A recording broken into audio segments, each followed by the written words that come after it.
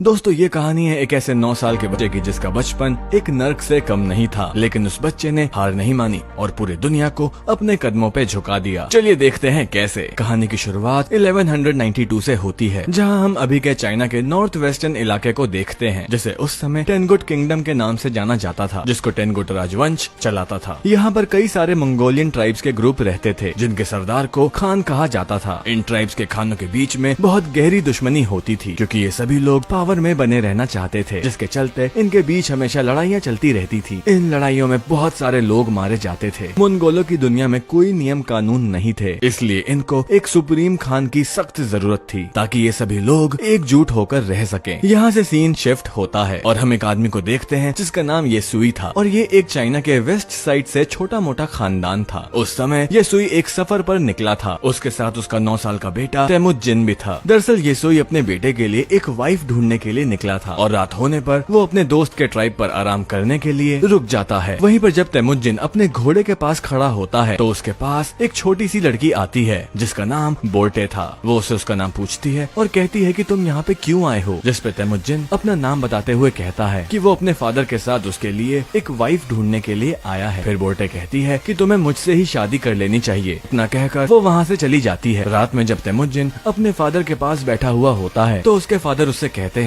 कि मुझे तुम्हारे लिए एक ऐसी वाइफ चाहिए जो सबसे ताकतवर समुदाय से हो। फिर तेमुजिन अपने फादर से कहता है मैं खुद ही अपने लिए लड़की चूज कर लूंगा। तेमुजिन की बात सुनने के बाद उसके फादर उसे अपने दोस्त की ट्राइब से एक लड़की चुनने की आजादी देते हैं। अब सुबह होती है तो तेमुजिन उस ट्राइब की सभी लड़कियों को खड़ा करके उनके पैरों को गौर से देखते हैं, क्योंकि उनका मानना था एक स्ट्रॉन्ग लेग्स वाली लड़की ही अपने पति को खुश रख पाती है। फिर इसके बाद तेमुजिन एक एक लड़की को देखता जाता है और फिर लास्ट में वो बोर्टे को अपनी पत्नी चुनता है। फिर इसके बाद इन दोनों की शादी हो जाती है, लेकिन शादी होने के बाद भी वो दोनों 5 साल तक एक साथ नहीं रह सकते थे, क्योंकि ये उनकी ट्राइब्स का नियम था। अब तेमुजिन और उसके फादर का यहाँ से जाने का सफर हो जाता है, लेकिन जाने से पहले तेमुजिन बोर्टे को एक नेकलेस गिफ्ट करता हुआ उससे कहता है कि वो उसके लिए जल्दी वापस आएगा। यहाँ से येसुई, तेमुजिन और उसके लोग सब लोग सफर पर निकल जाते हैं। कुछ दूर चलने के बाद वो लोग आराम करने के लिए रुकते हैं। वहाँ पे वो लोग काफी सतर्क होते हैं, क्योंकि उनके सामने एक और ट्राइब के खान लोग मौजूद होते हैं। थोड़ी देर बाद उस ट्राइब का एक आदमी येसुई के लिए कटोरी में दूध लेकर आता है, जिसका मतलब शांति का पैगाम था, और वो लोग समझौता करना चाहते थे। येसुई वो दूध की कटोरी ले लेता है और सामने वाले ट्राइब के लिए अपनी तरफ से दूध की कटोरी भेज देता है। येसुई के आदमी येसुई के दूध पीने से पहले अपने नौकर को दूध पिलाने के लिए कहते हैं, लेकिन येसुई उन्हें ऐसा करने से मना कर देता है, क्योंकि वो उस खान का विश्वास नहीं तोड़ना चाहता था और खुद ही वो दूध पी जाता है। दूसरी तरफ भी येसुई का भिजवाया हुआ दूध खान पी लेता है। थोड़ी देर बाद जब वो लोग अपना सफर फिर से चालू करते हैं, तो रास्ते में अचानक येसुई के सीने में दर्द होने लगता है, जिस वजह से वो अपने घोड़े से गिरकर मर जाता है। यहाँ हमें चलता है पता कि ये सब उस खान के द्वारा दिए गए दूध के कारण होता है, क्योंकि खान ने उस दूध में जहर मिलाकर दिया था। फिर तेमुजिन अपने फादर के पास जाता है, लेकिन उसके साथ के सभी लोग उसे वहाँ पे छोड़कर अकेले जाने की तैयारी करने लगते हैं, क्योंकि उनके बीच एक परंपरा थी जिसमें उनका मानना था कि उन्हें किसी मजबूत इंसान को ही फॉलो करना चाहिए। अब जो कि येसुई, जो कि उनका राजा था, उसकी डेथ हो चुकी थी, इसलिए येसुई के लोग अपने नए राजा की तलाश में निकलते हैं। और उसके बाद तेमुजिन अपनी माँ के साथ अपने पिता का अंतिम संस्कार करता है। येसुई के पास जो बहुत सारी भेड़ियाँ और बकरी थी, अब वो सब येसुई के सबसे खास सैनिक, जिसका नाम टारगुटाई था, उसने रख ली थी। ये देखते हुए तेमुजिन की माँ उसे बद्दुआ देते हुए कहती है कि मेरा बेटा तुम्हें ढूंढकर एक दिन जरूर मारेगा। टारगुटाई ये सुनकर सोच में पड़ जाता है कि आगे चल के ये बच्चा उसे सच में ना मार दे, इसीलिए वो उसे मारने के लिए उसी वक्त आगे बढ़ता है। लेकिन मंगोलों में एक रिवाज था कि किसी को भी मारने से पहले उस शख्स की हाइट को रथ के पहिए से नापते थे, और वो कभी भी बच्चों को नहीं मारते थे। जब टारगुटाई तेमुजिन की हाइट को अपने रथ के पहिए से नापता है, तो उसकी हाइट कम निकलती है, और तेमुजिन अभी बच्चा था, इसलिए वो बच जाता है। लेकिन टारगुटाई उसकी माँ को बोलता है कि वो अगले साल तेमुजिन को मारने जरूर आएगा, और तब तक उसकी हाइट और उम्र भी बढ़ चुकी होगी। कुछ महीनों बाद जब सर्दी आ जाती है, तब तेमुजिन के पास छुपने के लिए कोई भी जगह नहीं होती। तभी उसे अपने फादर की बात याद आती है। उन्होंने कहा था कि गॉड टेंगरी उनके बुरे वक्त में मदद जरूर करेंगे। फिर वो सीक्रेट माउंटेन की तरफ जाने लगता है, लेकिन रास्ते में अचानक उसका पैर बर्फ से जमी झील पर टिक जाता है, और फिर वो उसके बाद झील के अंदर ठंडे पानी में डूबने लगता है। वो डूबकर मरने ही वाला होता है। फिर वहाँ पे उसकी ही उम्र का एक लड़का, जिसका नाम जमुखा था, उसे झील से बाहर लाकर उसकी जान बचा लेता है। यहाँ पर जमुखा और उसका बड़ा भाई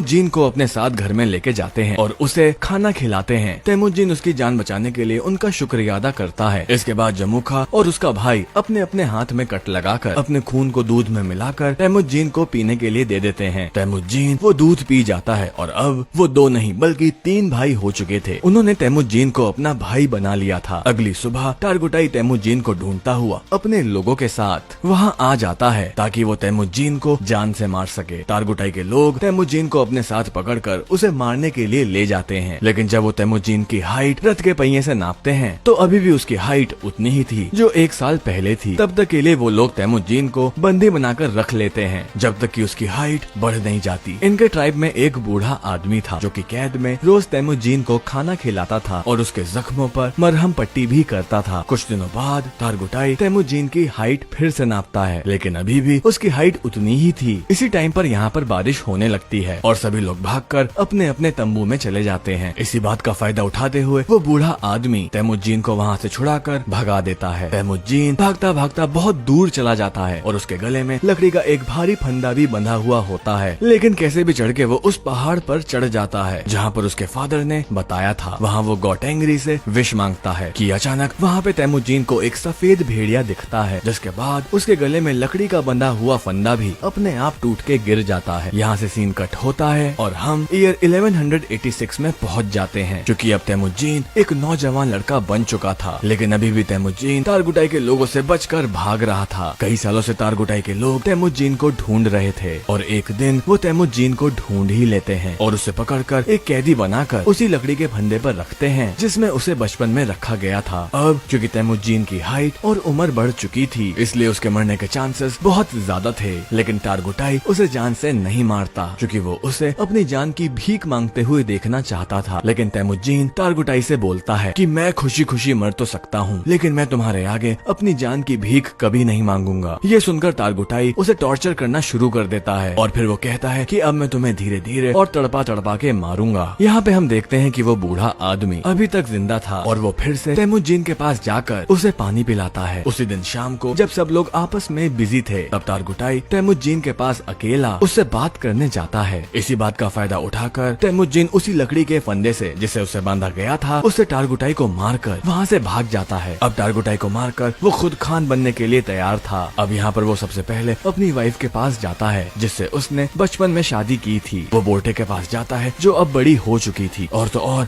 बहुत खूबसूरत भी। बोर्टे उससे कहती है कि मैं कई सालों से तुम्हारा इंतजार कर रही थी और अब फाइनली वो दोनों साथ थे। कुछ देर बाद वो दोनों यहाँ से निकल जाते हैं। यहाँ से तैमुजीन सीधा अपनी माँ और अपनी बहन के पास चला जाता है। तैमुजीन को इतने सालों बाद देखकर उसकी माँ और उसकी बहन बहुत खुश हो जाती है, लेकिन एक दिन इनके ऊपर मर्केट ट्राइब वालों का अटैक हो जाता है। कई साल पहले तैमुजीन के फादर ने इस मर्केट ट्राइब के खान की मदर को किडनैप किया था और तब इस ट्राइब के खान ने कसम खाई थी कि वो अपनी माँ का बदला जरूर लेगा। और अब ये लोग यहाँ पे बोर्टे को किडनैप करने आए थे। बोर्टे और तैमुजीन दोनों यहाँ से भागने की कोशिश करते हैं, लेकिन तभी एक तीर बोर्टे को लगता है जिससे वो अपने घोड़े से नीचे गिर जाती है और वो लोग उसे किडनैप कर लेते हैं। दरअसल मर्केट खान बोर्टे को अपनी वाइफ बनाना चाहता था, वहीं दूसरी ओर तैमुजीन अपनी वाइफ बोर्टे को वापस लाना चाहता था, जिसके लिए वो अकेला काफी नहीं था। इसलिए वो मदद के लिए अपने पुराने भाई जमुखा के पास जाता है। यहाँ जमुखा भी एक ट्राइब का खान था जो कि एक बहुत पावरफुल ट्राइब थी। जमुखा तैमुजीन की मदद करने के लिए तैयार था, लेकिन लड़ाई के लिए वो तैमुजीन को 1 साल का इंतजार करने के लिए कहता है क्योंकि उसे बाकी ट्राइब्स पर अटैक करके उन्हें अपने अंडर में लेना था। समय के साथ साथ 1 साल भी बीत जाता है और वो वक्त आ जाता है जब दोनों भाई मिलकर अपनी सेना लेकर मर्केट ट्राइब पर अटैक करते हैं। लड़ाई में वो सभी लोगों मर्केट ट्राइब के खान को और उसकी सेना को मारकर उनका जरूरी सामान अपने साथ उठा लेते हैं। और वहीं एक टेंट में बोर्टे बैठी हुई होती है जो कि प्रेग्नेंट थी। उसके बावजूद भी तैमुजीन उसे अपना लेता है। उसी रात ये लोग अपनी जीत का जश्न मनाते हैं और तैमुजीन के साथ और भी कई लोग जुड़ जाते हैं जो उसे वहाँ पे मिले सामान को सब में बांटने के लिए कहते हैं, जिसमें तैमुजीन सिर्फ 10% सामान ही अपने पास रखता है और बाकी 90% वहाँ के लोगों में बांट देता है। तैमुजीन उन मरे हुए लोगों के परिवारों को भी कुछ सामान देता है जिन्होंने अपनी जान लड़ाई में गंवाई थी। तभी यहाँ पे जमुखा के 2 लोग ये सब देखते हैं और तैमुजीन की ट्राइब के साथ जुड़ जाते हैं। अब क्योंकि मंगोल्स में शुरू से ये नियम था कि वो अपने खान को खुद ही चुन सकते थे, जिसमें जमुखा चाहकर भी कुछ नहीं कर सकता था। लेकिन ये देखकर कि उसकी ट्राइब के 2 लोग तैमुजीन की ट्राइब में चले गए हैं, उसके मन में तैमुजीन के खिलाफ दुश्मनी बढ़ जाती है। नेक्स्ट सीन में तैमुजीन के आदमी